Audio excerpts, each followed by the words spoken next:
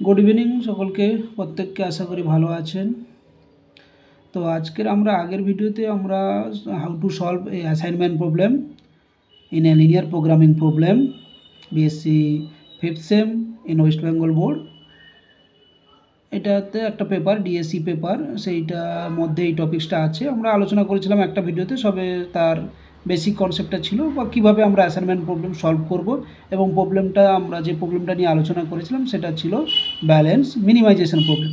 এইবার যদি balance minimisation problem না থেকে যদি আরও কিছু রকমের প্রশ্নপত্রে আমরা দেখতে পাই কিছু টার্ম আছে, যেমন টার্মগুলো হচ্ছে ফার্স্ট হচ্ছে unbalance problem, second maximisation problem, third impossible assignment বা ইম্পসিবল প্রবলেম এবং নেগেটিভ কস্ট প্রবলেম। যদি এই ধরনের প্রবলেম থাকে তাহলে আমরা কিভাবে তাকে সলভ করব তার পদ্ধতি আমরা আজকে জানব। তো সেইটা নিয়ে আমাদের আজকের এই ভিডিওটা, প্রত্যেকে মন দিয়ে একটু শোনো। প্রথমত আমরা যেটা আনব্যালেন্স প্রবলেম, তো আনব্যালেন্স প্রবলেম জানার আগে আমাকে জানতে হবে যে ব্যালেন্স প্রবলেমটা কী ছিল আগের দিন, যেটা আমরা আলোচনা করে ফেলেছি।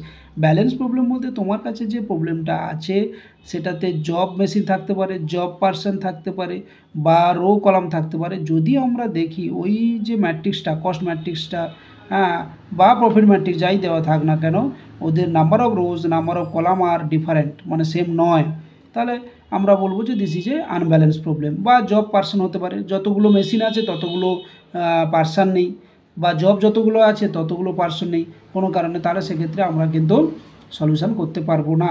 তো এই ধরনের প্রবলেমকে আমাদের বলা হয় আনব্যালেন্স প্রবলেম। এবার এই আনব্যালেন্স প্রবলেমটাকে নিয়ে যদি কোনো প্রবলেম থাকে তাকে কিভাবে আমরা সলভ করব, আমাদের ওই মেথড একটা হাঙ্গেরিয়ান মেথড, তার সাহায্যে আমরা অ্যাসাইনমেন্ট প্রবলেম সলভ করব।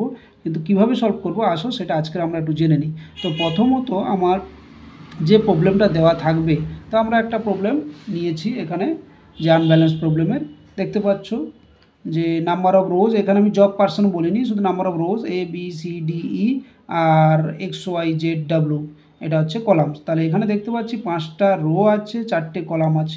তাহলে আমরা বলেছিলাম যদি number of rows number of column same না থাকে তাহলে আনব্যালেন্স। তাহলে this is a unbalance problem since number of rose not equal to number of columns. তো এটা দেখলেই আমরা বুঝে যাব, বা এই যে আমরা যে রো আর কলামের যে হিসাবটা ক্লিয়ার হয়ে যাব যে এটা ব্যালেন্স প্রবলেম কি আনব্যালেন্স প্রবলেম। যদি ব্যালেন্স হতো তাহলে সমান সমান থাকতো। এইবার এটাকে আমরা কি করব, ব্যালেন্স করব।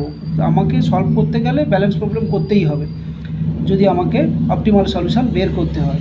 তো ব্যালেন্স করব, তাহলে কিভাবে ব্যালেন্স করব এটা জানতে হবে। তাহলে প্রথমে আমরা কি করব, we now reduce this problem as a balance problem. আমরা এই প্রবলেমটাকে ব্যালেন্স প্রবলেমে নিয়ে যেতে চাইছি। ফর দিস, এটার জন্য উই অ্যাড এ ফিক্টিটাস, আমরা এখানে যেহেতু কলাম শর্ট আছে, দেখো 5টা রো আছে কিন্তু 4টে কলাম, যেহেতু কলাম শর্ট আছে তাহলে যেটা শর্ট থাকবে, যদি রো শর্ট থাকতো রো অ্যাড করতাম, যদি কলাম শর্ট আছে যেহেতু এখানে, তাহলে আমরা একটা ফেক বা ফিক্টিটাস কলাম অ্যাড করব উইথ জিরো কস্ট। যে কলামটা আমরা অ্যাড করলাম সেটা মূল প্রবলেমের, যদি এটা মিনিমাইজেশন প্রবলেম হয় বা এটা যদি ম্যাক্সিমাইজেশন প্রবলেম হয় তাহলে মিন কস্টের ক্ষেত্রেও কোনো এফেক্ট করবে না, অথবা ম্যাক্স প্রফিটের ক্ষেত্রেও কোনো তার এফেকশান থাকবে না। তাহলে আমরা কি করব, ওই যে কলামটা নিলাম তার সমস্ত কস্টগুলোকে কি করব, ওই দিয়ে হচ্ছে জিরো কস্ট। ঠিক আছে, now we reduce this problem as a balance problem. For this we add a fictitious column P, নাম দিয়ে দিয়েছি, উইথ জিরো কস্ট। দেন তাহলে আমরা কি পেয়ে গেলাম, দেখো যেটা আমাদের আগে ছিল সেটা লিখলাম, একটা ফেক কলামও আমরা নিয়ে নিয়েছি, তাহলে ওই জিরো কস্ট। এইবার দেখো number of column 5, number of rho কত 5, তাহলে this is A balance problem. ঠিক আছে, তো এইটুকু আজকের এটা এই ছোট্ট একটা ভিডিওতে আমরা এরকম করে 4টে যে টাইপস অফ আছে এগুলোকে এক একটা ভিডিওতে এক একটা করে আমরা আলোচনা করব। ঠিক আছে, ওকে, থ্যাংক ইউ।